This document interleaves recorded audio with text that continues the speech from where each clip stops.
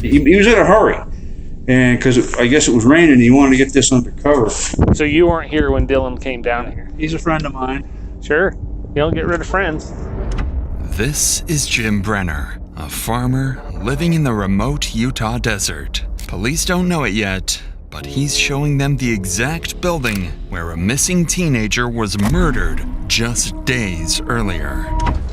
19-year-old Dylan Rounds had left his family to go work on his farm, but after being spotted buying supplies at a local shop, he would vanish without a trace. Strangely, no one in the small, quiet town seemed surprised. Apparently, this was not uncommon. I told that kid to stay the hell out of Montello. But that whole town, it's a crazy place. Some other guy pointed a gun in my freaking face. As days stretched into weeks, detectives chased a mounting list of suspects. Thieves, violent criminals, drug dealers, yet from the very beginning, the truth was there, hidden in plain sight by someone nobody suspected.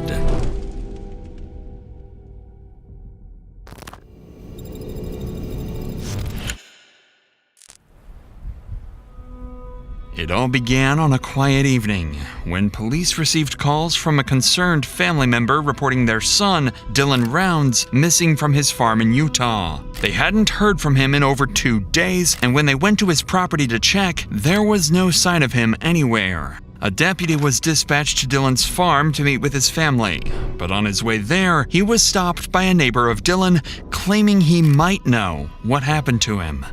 He's been hanging out over that bar in Montello, and I could give you some names of some scumbags over there, but he's been shooting his mouth off about how much money he's making.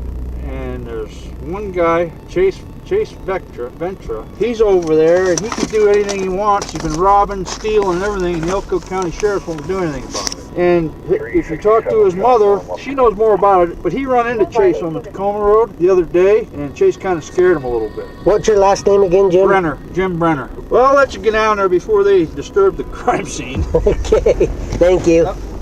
As the conversation ended, Jim Brenner's strange remark about a crime scene left the deputy curious, since no crime was yet confirmed.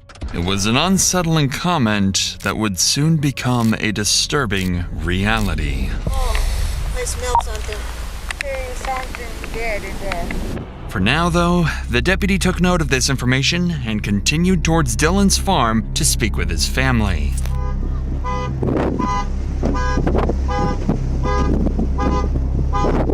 No guns in there. No guns in there? Like he said, he has a 40 that he puts in the door every side.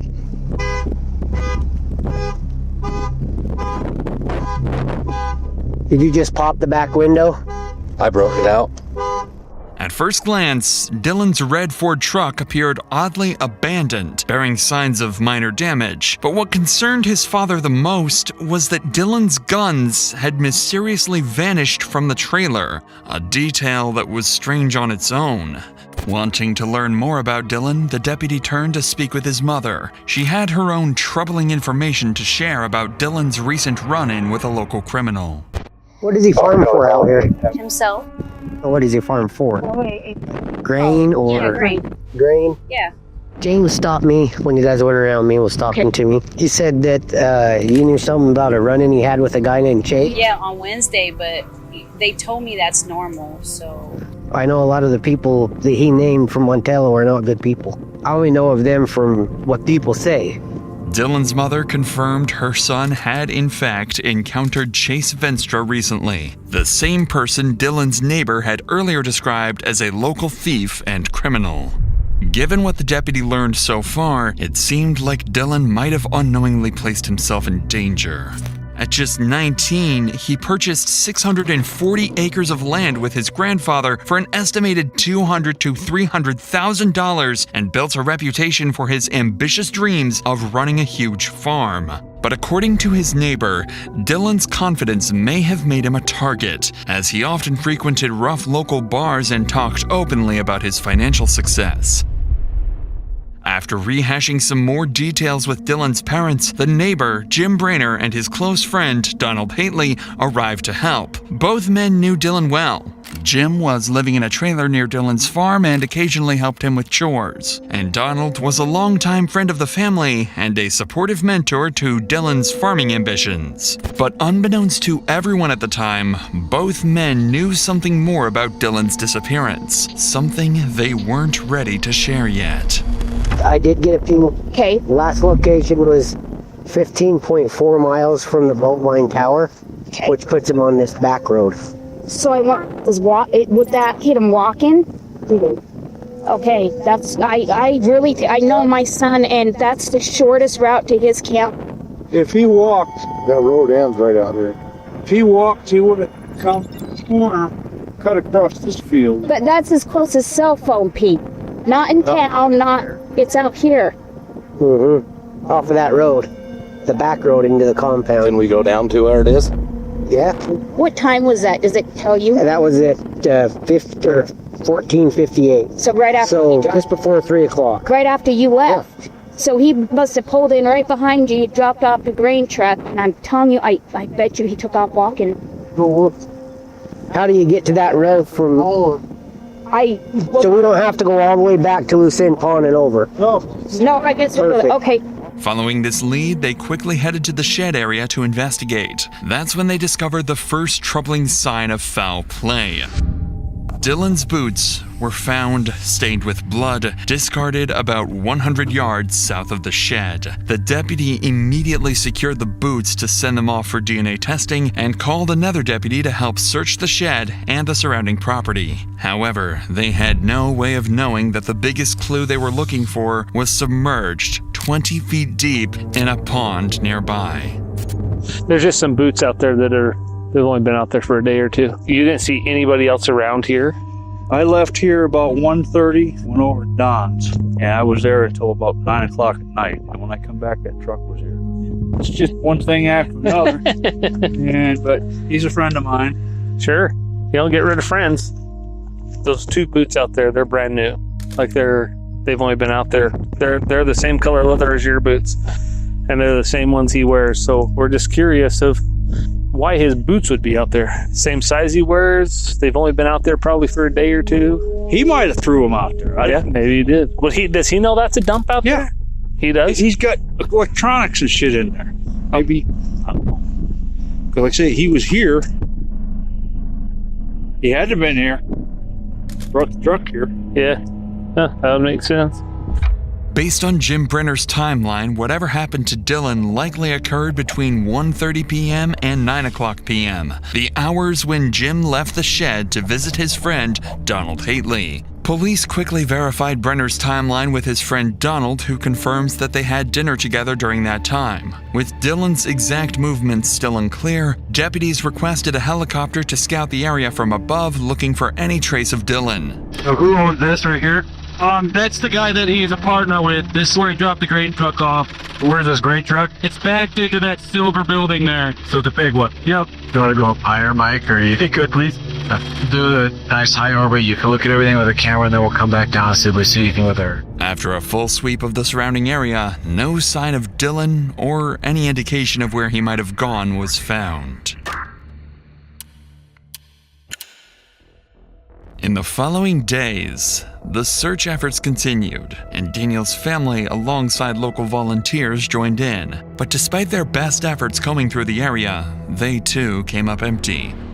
Attention soon turned to the local criminal Chase Venstra. Both Dylan's mother and his neighbor Jim mentioned a recent encounter between the two, making Chase one of the last people to see Dylan alive. Additionally, Chase already had a history of violent run-ins with the law, including a 10-hour armed standoff with police in 2016, and was well known in the area for all the wrong reasons. Luckily for police, Chase had an active warrant related to domestic violence. It was their perfect chance to bring him in for questioning. But when officers arrived at the house to arrest him, Chase was nowhere to be found, potentially already on the run from police. Officers quickly began searching the town, asking if anyone had seen Chase recently. Locals directed them to the Montello Cowboy Bar, a place known to be frequented by Chase. Following this lead, officers headed to check the bar, where they would soon learn that Dylan and Chase's encounter may have been more dangerous than anyone realized. But before we get to that, it's worth noting that incidents like these are not only traumatic for those directly involved, but they can often have the same effects on you when you face difficult situations in your own life. I realized I simply wasn't equipped to manage what I was feeling on my own, and that there are professionals whose expertise is guiding people like me towards feeling better. My therapist gave me one simple assignment: write down how I felt every single hour. The patterns quickly became clear: what made me feel good and what made me feel bad. Reporting back kept me disciplined. Sharing each success made me proud. And the accountability stopped me from quitting. With those patterns in front of me, I could finally see what in my life had to change and how to change it. Today's sponsor, BetterHelp, makes finding that kind of help simple. Fill out a brief questionnaire to be matched with one of 30,000 licensed therapists. And if the first match isn't right, you can switch anytime at no extra cost. With over 9,000 reviews and a 4.3 rating on Trustpilot, BetterHelp is a platform you can trust. Click the link in the description or go to betterhelp.com/DrInsanity and get 10% off your first month of therapy. With that said, let's get back to the officers at Montello Cowboy Bar, where a conversation with the locals was about to reveal how Dylan's encounter with Chase may have turned violent. We're trying to find a kid named Dylan Rounds. Oh, I know. We got locals out here looking for him, too. Oh, they went out that way because he was out to loose end. I was hearing Kurt say something about he had a conversation with that Chase kid. Yeah, that's who I'm looking for. Where do we find him? I'm kind of worried about it because if Dylan did walk back from where he left the grain truck and Chase got a hold of him vulnerable, you know what I mean? Mm-hmm. He's walking back, something bad could have happened because there was a bad injury with a kid just out here that got his face smashed in by the butt of a gun, and the whole camper shell was all bashed in and stuff. Where do we find Chase? Is he from here? Does he live here? Yeah, he does. He doesn't. He's from around here. This is where he hangs out. He was staying out here, and he was Where was he staying at? a thief in town, and so everybody was after him, and they finally told him to get the hell out of town and stay there. Of course, he came back because he was just seen out here. The bar owner's recap only further implicated Chase Venstra, suggesting that a violent confrontation between Chase and Dylan was more likely than ever. But something else caught the officer's attention when one of the bar owners briefly mentioned another recent incident involving Chase. Sensing there might be more to this, the officer decided to pull her aside for a private conversation. At this point, police still considered Dylan's case a missing person, but what the bar owner detailed next would soon shift this case to one of potential homicide. Why was Chase and him having an issue, do you know? So Kurt told me, and I was overhearing part of the conversation, saying that Dylan was just driving down the road and Chase stopped him. And so, hey, got some water. He was like, hey, do you know Kurt? Da, da, da. And I guess they got an altercation about that because Chase is like, Kurt's an asshole, da, da, da. And Dylan was like, no, he's not. You know, he's a good guy. I work for, I do work for him, blah, blah, blah. There was an altercation. Then he went on his way. And I believe, if I'm not mistaking the conversation, that was the same day that he drove the grader, the grainer over to wherever and then whoever was there couldn't give him a ride back, so he possibly walked. That's all I know about the conversation. How does the kid getting hit with a butt of a gun, does that figure into this at all? I think it does. I think there is some, because now we're talking violence. Yeah. So this kid let his property go. He stopped making payments on his property because he's so scared. But he woke up to the butt end of a gun into his face. They smashed his camper. How old was he? I don't know, 30s. 30s. Has a family, has kids. He's out here, bought land out here, so I'm trying to homestead. He's not out here. No, or if we imagine. No, he left to be his property go, he's gone. With this troubling insight, it became clear that Chase Venstra was fully capable of extreme violence. If he attacked someone else recently, he easily could have done the same to Dylan. But what no one had realized yet was that police were looking in the wrong direction the whole time, while someone far more dangerous and guilty was hiding right under their noses. The next day, while the search for Chase continued, Dylan's family reached out to police. They were conducting their own investigation and wanted to share new information they'd uncovered. Information suggesting Chase may not have acted alone. So this is the family? Yes. Okay. So tell me again what you have suspicion to believe right now. So on 525 is when Dylan ran into Chase with the desert and called me right after. He had no shoes on. Dylan wouldn't let him take his phone or give him a ride, but he did allow him to call his dad on speakerphone in Ogden, Utah. Okay. Dylan allowed Chase. Dylan allowed Chase to, and then he gave him some coke, and then his dad called Dylan back, and Dylan sent the pin from his phone to where Chase was. Okay. So then we fast forward to 528, which was Saturday. Dylan was heard from in the morning. He talked to his grandma, and he was going to take the grain truck to the shed to put it in shelter because it was raining. Okay. So at this point, we assumed he was walking back across the desert to his camper because he didn't have a ride. This is in nowhere. Yeah. Okay. Is that how it was? Lucin. Yeah. Okay. Okay. So then 529, they continued to look for him. 530, we all got here to Dylan's last known location in Lucin, filed the police report, got search and rescue out. That's the night we found Dylan's boots about 400 yards from where his last known location was, tossed out behind a dirt pile, just out in the desert. So then today we kept searching, and that's when these guys got us the information, about 3 o'clock today? We know that this Robert guy took Chase out to the desert where Dylan is the day Dylan went missing. The man Dylan's mother mentioned would turn out to be Robert Aviles. He had an active arrest warrant and reportedly gave Chase Venstra a ride to Dylan's place on the day he disappeared. The family also suspected that Chase could be at Robert's house, so finding him became a priority in locating their prime suspect and hopefully Dylan himself. Officers quickly moved to track down Robert Aviles, and their first stop was Robert's residence, where they came into contact with his mother. Singing in danger. I don't know who that would be. Okay. I'm sorry, but I have no idea. He's supposed to be hanging out with a guy named Chase. And Robert. Okay, I don't know. Chase might have an idea, but my son's been homesick. Okay. And he's been in bed all day. And he's been home all night. I don't know. I'm just wondering. So who's all in your house? Nobody. Nobody's in there right now? No. My son is in his trailer. And where's that at? In the backyard. In the backyard? Yeah. Well, we're just trying to find out. And no one came home with him. So. Nobody came home with him? No. Okay. Is Chase here? No. I don't let Chase on my property after I found him inside my home when I wasn't home. We were told that there's possibly a kidnapping. Missing kid. Oh, being here. Yeah, no. Hostage, you can feel free to look around. Hostage situation? Like he's not being... No. See, that's why we're here, ma'am. I'm not about a car. Look around if you want to. But there's no one here but my son, and he's sleeping. After speaking with Robert's mother, officers conducted a thorough search of the property, but found no sign of Dylan or Chase. But they soon located Robert inside his trailer, and he was quickly arrested and transported to the police station for questioning.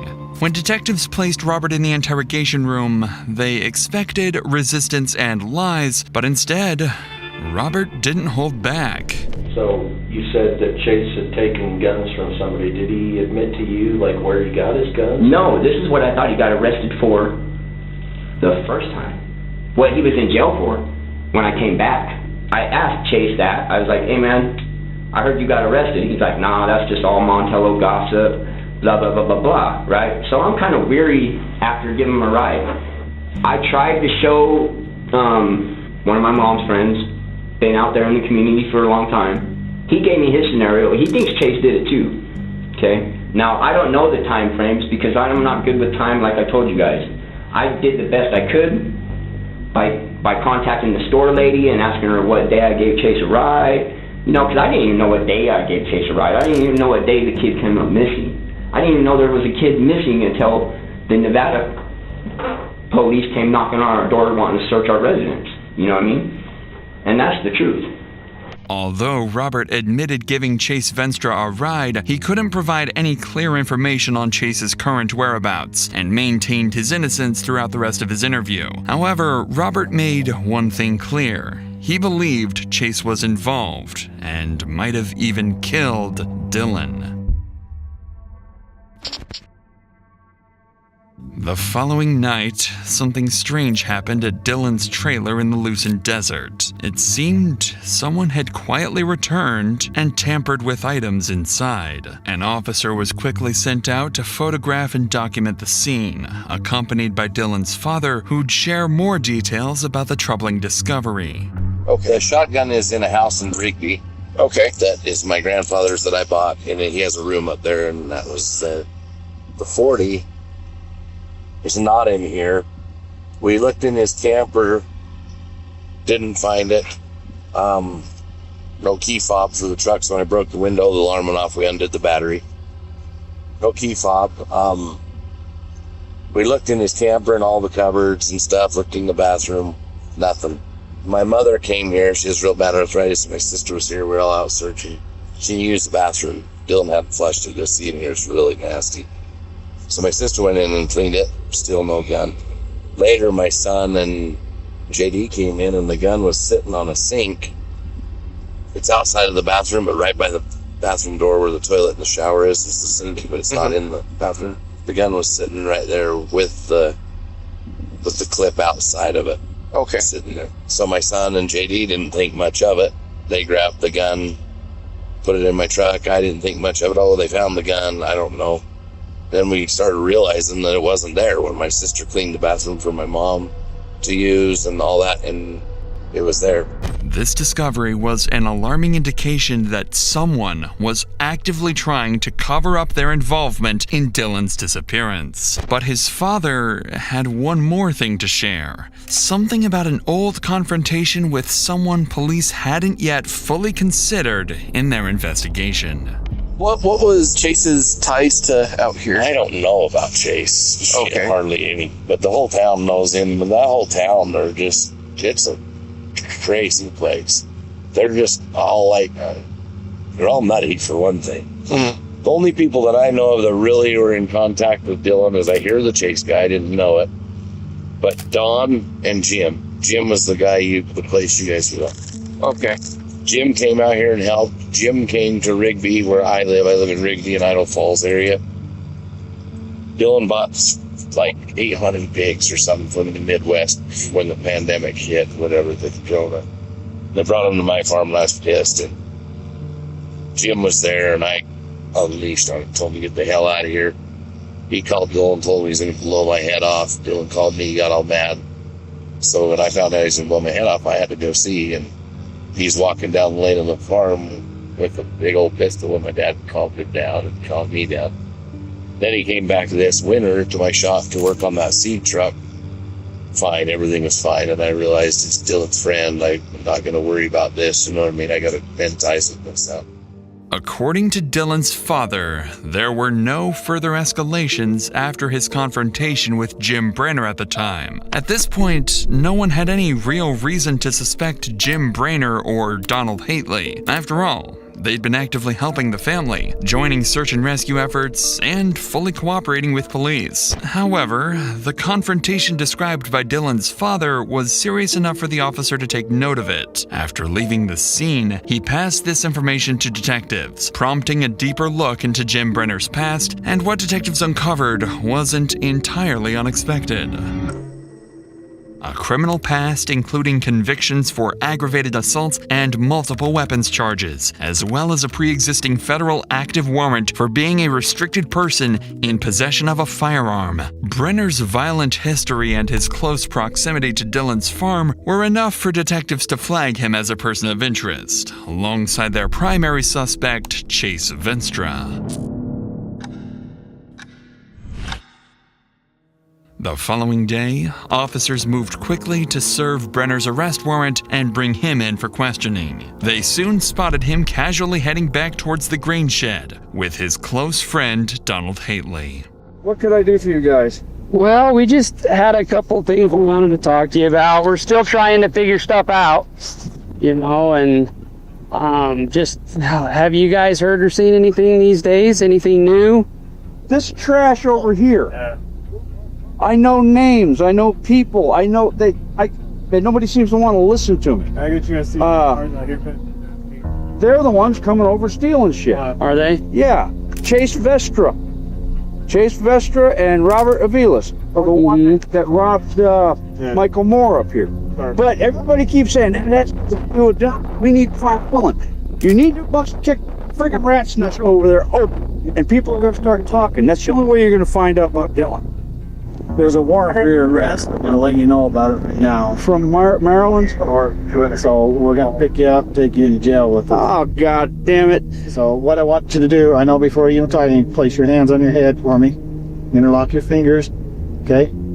Jim pointing fingers at Robert and Chase was understandable, given witness statements and allegations. But Jim's own criminal past and proximity to Dylan made him equally suspicious. Detectives transported him to the police station, planning to use the unrelated warrant charges as an opportunity to question him further about Dylan. Though they didn't expect much new information from Jim, this routine questioning was about to lead to an unexpected breakthrough. The warrant has been issued, and we're obligated by law when we found that service. I don't know if you realize this, but there's other bigger problems going on over there than this. I'm here to talk to you about that warrant. You just got brought in on that warrant. Okay. We would like to talk to you about the other things that are going on out there. We've got kids. I understand that. And I know them better than you do. I work for them. That's why you're one of the reasons why you're sitting there. Yeah. Because I know you know him. Dylan used to go in the bar and been bragging about how much money he's making. Dylan never carried money on him. Bought everything with a credit card. But if he did have $1 in his wallet, he wouldn't give it up. And I think this is a strong arm robbery. Somebody thought they'd see this little 5'5" kid, and they think they figured, we're going to get this guy. We're going to rob this guy. We're going to intimidate him. Dylan don't intimidate him. With the strong arm robbery, who do you believe did? Chase and Robert Aviles. Is there any reason anyone would say you did it? If I did this, I'd be one sick son of a bitch. Well, there's got to be somebody that's some sick son of a bitch somewhere. What about Don? I've known Don for over 2 years, and Don's gone out of his way to help Dylan just like I have. As expected, Jim Brainer's statements remained mostly consistent, and he appeared genuinely convinced Chase Venstra and Robert Aviles had something to do with Dylan's disappearance. But Brainer had more details to share. Details about Dylan himself and the dangerous individuals he was attracting. Another one, Robert Lee, just did 10 years in prison for strong arm robbery. And lo and behold, about 3 weeks ago, a fellow from Salt Lake that bought 10 acres of land over in Montello, 2 guys went into his trailer, beat him up with a pistol, whipped him, robbed him, took his cell phone, and made it so his vehicle wouldn't run. He had to walk into town to call the police. There's a lot of shit going on in Montello. Is he the one that they talk about being pistol whipped with the butt of a gun? Is that the one? Is that somebody different? I think it's the same person. Brenner would go on to mention several other people, mostly convicted criminals from the area who could have had strong motives to rob or even kill Dylan. Clearly, he wasn't exactly narrowing things down for detectives, but at least he appeared fully cooperative. However, in just moments, Brenner would let something slip. Something that would unintentionally place him right at the center of the suspect pool. Dylan's the shy kid. His world revolves around tractors, farming. I mean, he had a couple guns that his dad gave him, and he had a shotgun, and we found that's up in Rigby. But he always carried that in the back seat. And the pistol he had, they found that, and he was afraid to keep that loaded. He used to keep the gun in the console and keep a loaded magazine And I told him, I said, Dylan, you either need to learn how to use that thing or put it somewhere. I said, that's going to get you killed. And it was a little late for that, but I was telling his dad that too. Needless to say, Jim's choice of words wasn't ideal, and this wasn't the first time his statements had raised eyebrows, as he'd previously made a similar remark when Dylan first went missing, speaking about him as if he was already dead. Although several days had passed and the possibility of foul play was growing, detectives still found his comments odd. But with the rest of Brenner's interview yielding nothing new, investigators booked him into jail on his unrelated firearm possession warrant, giving them time to further investigate any possible involvement. Shortly after Jim Brenner was taken into custody, officers finally located Chase Venstra and arrested him on his unrelated warrant out of Montana. Detectives wasted no time bringing him in for questioning, but in this first interview, Chase flatly denied any involvement, insisting locals were spreading false rumors to frame him. With no hard evidence, investigators booked him into jail, but with a strategy in mind. They placed him in a cell directly above Jim Brenner, quietly hoping they would interact, and at one point, one of them might talk or slip up. Pretty quickly, this tactic paid off when Chase reached out to detectives for another interview, claiming he knew exactly what happened to Dylan and could solve the entire case. I came to talk to you. Cam's called you? She actually didn't call me. Ross called me and said that you were looking to talk about Brenner. Was it Brenner and just the case, basically, right? Yeah, they put me in there. I'm the cell above Brenner. Okay. I've gotten to talk to him. I've talked to other cellmates. I know a lot. Okay. I know a lot. I can put this thing to bed for you. Well, I mean, honestly, to be straightforward with you, I can't do anything about the charges.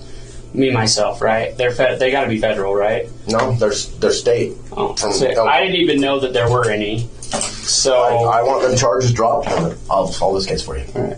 I'm not able to do it, so I just came to talk to you to see if you had something you wanted to tell me. I've got everything to tell you, but when I'm out of these chains and in my clothes, well, and that's what I'm saying. I can't make that kind of deal with you, so it's fine if you don't want to. That's what I want. That's fine. I just want to be left alone. We got an ultrasound on my new baby tomorrow. I want to go be there with her. This is her first baby. I'm applying for a job with the state out there. I hope you get it. I'm done with this thing. I've been dragged through the mud with this thing with Dylan. I know how it happened, where it happened, when. I know what was used, where it's at. Okay. I put this whole thing to bed for you guys. Well, okay. And I hate to. I wish you could, but there's not anything I can offer you. Yeah, I hate to be that way with you, but I've got to look out for me. Unfortunately for detectives, their strategy backfired. Now Chase wanted to bargain his freedom in exchange for information he claimed to have. But investigators had little reason to trust Chase, and without an agreement to drop his gun charges, the interview ended without providing any new leads. On June 28th, exactly a month since Dylan went missing, police were called out after a witness reported finding something suspicious in the desert. A burial site with clear signs of something dead inside. Oh, I smell something. Somebody came in and opened it. It wasn't like this. This wasn't here either. Oh. Okay, go ahead and step away. There's something dead in there. Yeah. Yeah, he killed it, poor baby. He killed it. Yeah, so this is the only one that you found, huh? Okay. Yeah, but it wasn't like this yesterday, though. Okay. Somebody came and opened it. Yeah. So how did it look like? This was flat, so this was on top, and then there was another wood. Hey man. So There is a grave, but there appears to be maybe 2 dogs, maybe 2 or 3 dogs. Yeah, that's not human. Yeah, 2 or 3 dogs inside. It looks like it's been here for some time. But the person, the RP is telling me that it didn't look like this yesterday, that somebody had come over and opened it up for some reason. I do have some footprints around this too. The burial site contained dead dogs buried beneath. Not exactly what police were expecting, though it meant there still might be hope for Dylan. Just as the investigation began to settle back into a frustrating standstill, police received a call from someone they knew well. Jim Brainer's close friend, Donald Hately. He'd been around since the early days of the search, helping the family and cooperating with officers, but now, weeks into the investigation, he wanted to speak with investigators claiming he had important information to share, something he'd kept hidden ever since Dylan vanished. Detectives immediately arranged to meet with Donald, where they would finally uncover one of the first truly damning clues in the case. Oh, I'll tell you something. Okay. I really don't think it has anything to do with anything. You guys found ammunition and stuff with Jim's. Yeah. And using white powder and fits in the stick. Yeah. But he figured that would be a reason to poke you or so to speak or say whatever. So he brought us black powder rifles over black powder. Okay. Thank you. I appreciate that. Where are those? I put one behind my bed, my bedroom, and the other one's laid up in the corner next to the table on the couch. When did he bring them? After Dylan? Oh yeah, definitely after. Why? Basically safety. Until last time, you know, they had him in holding for over a year, and when he got out, everything he had was gone. Everything. I can't ask you what's going through Jim's head at that time, but what's going through yours when he brings you his rifles and a 6-gun? Honestly, it looked like he was scared that, you know, he was going to be detained for 6 months or a year and lose everything he had. He said, no, but he had no idea what happened to his horses last time. Okay. All his gun, everything he owned disappeared. So why do you think he's going to get detained, or why does he think he's going to get detained for 6 months? Just because he's a felon and he could be held. Yeah. So he knows he's a felon, he knows he shouldn't have them, and so he... Well, I don't know. You know, according to him, a black powder primitive weapon is not considered a firearm. Now, if he'd brought me a firearm, I'd have said no. Okay. So sometime after Dylan, do you remember how long after? I mean, it's only been 3 weeks now. That seems like forever. I wish that kid had just come walking down the road starting to kick his mud. I wish too. But the longer this goes, the less likely that looks. Yeah. Donald's admission couldn't have come at a worse time for Jim Brainer. Although Donald explained that Jim hid the guns at his place out of fear of losing them, the timing was deeply suspicious. And for detectives, this was enough to place Brainer at the center of suspicion alongside Chase Venstra. Following this discovery, the firearms were seized and Jim Brainer picked up an additional firearm possession charge, keeping him in jail as the investigation continued. But detectives still lacked concrete evidence against anyone, and crucial DNA results from the bloody boots found near the shed were yet to return. It seemed like the case might stall for a while.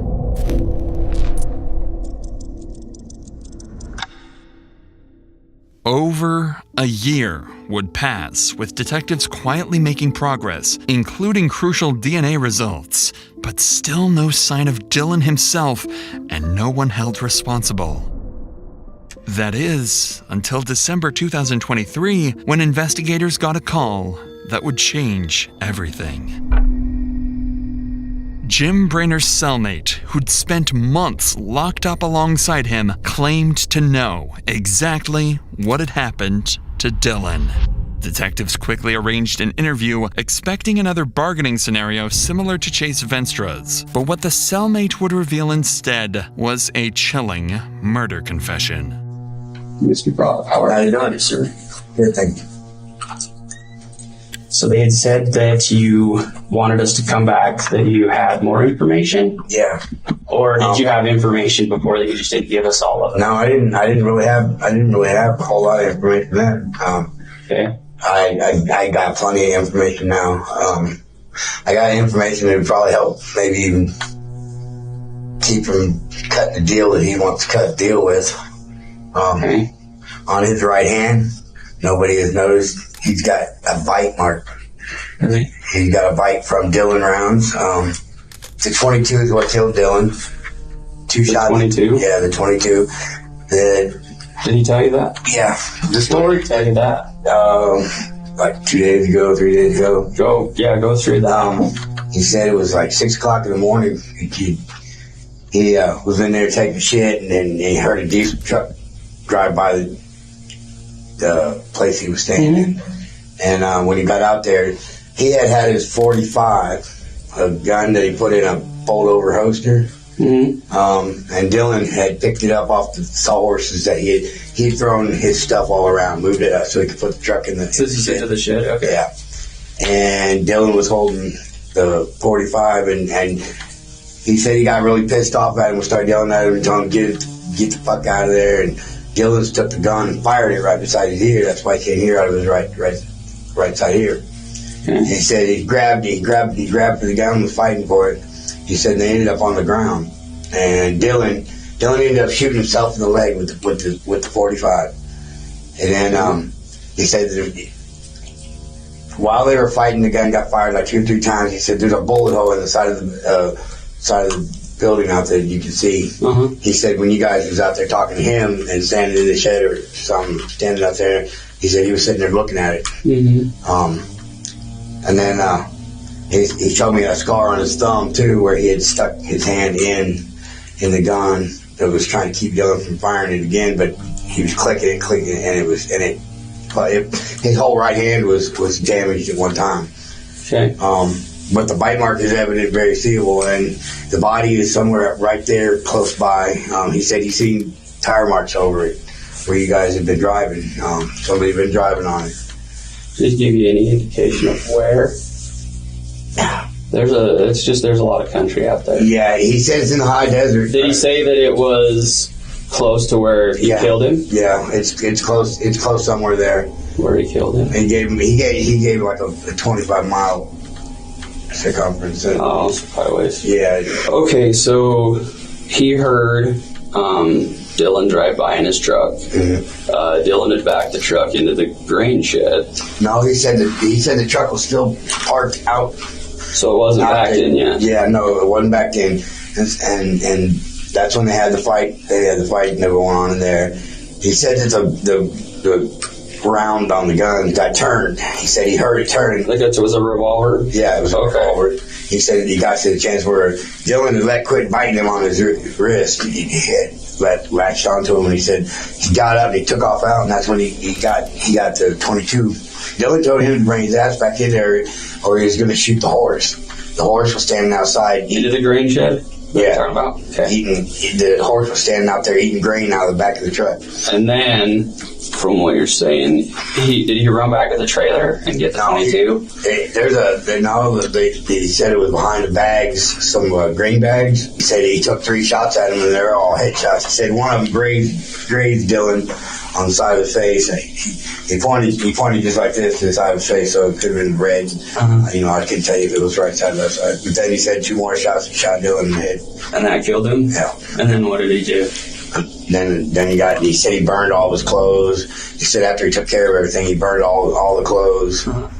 The revelations from Brayner's cellmate were chilling, to say the least. According to him, the argument that ended Dylan's life stemmed from Brayner being irritated with Dylan for repeatedly using the shed he considered his own workspace.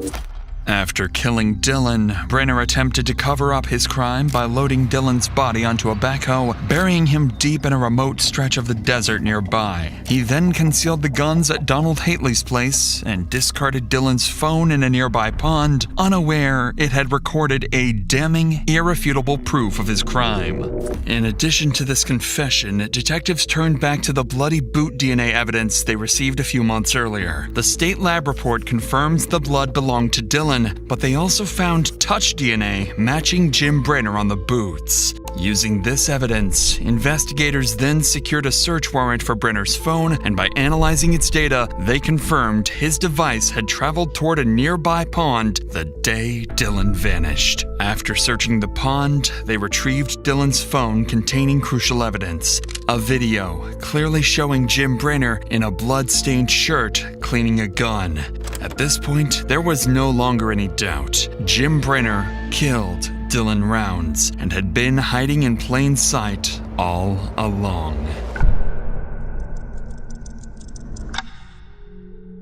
Despite the overwhelming evidence, Brenner still sought to negotiate. Prosecutors were preparing for an aggravated murder trial, but still lacked Dylan's body, so Brenner offered prosecutors a deal. He would reveal the location of Dylan's body in exchange for reduced charges. In spring of 2024, Brenner guided law enforcement to Dylan's remains in the Lucin Desert. The burial site was several miles from the Greenshed property and was so well hidden that investigators had driven over the spot during earlier searches without noticing it. Inside the grave, they located Dylan's skeletal remains. Only bones and fragments of his clothing survived. On May 15th that same year, Brenner pled guilty to second-degree murder and 2 counts of firearm possession in exchange for dropping charges of desecrating remains and an unrelated aggravated assault case. On July 1st, Brenner was sentenced to 1 to 15 years for second-degree murder and 2 additional 1 to 15-year sentences for the firearms charges.